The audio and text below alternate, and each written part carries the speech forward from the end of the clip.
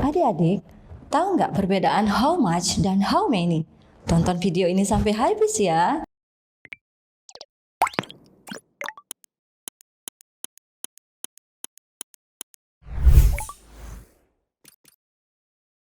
Pada dasarnya, how much dan how many memiliki arti yang sama, yaitu berapa banyak. How much digunakan untuk menanyakan kata benda yang tidak dapat dihitung atau uncountable noun.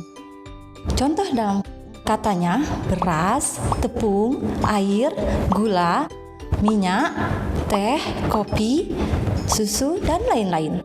Contoh dalam kalimat, how much sugar do you need? How much money do you have? How much water will you drink? How many digunakan untuk menanyakan kata benda yang dapat dihitung atau countable noun. Contoh katanya, jeruk, pelajar, kucing, buku, dan lain-lain. Contoh dalam kalimat, how many students are there in the class? How many oranges are there in the table?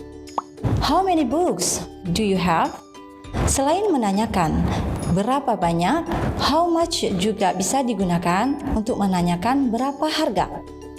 Contoh kalimatnya, how much is it? How much is the mineral water? How much is the book? Itulah tadi perbedaan how much dan how many. Semoga bermanfaat.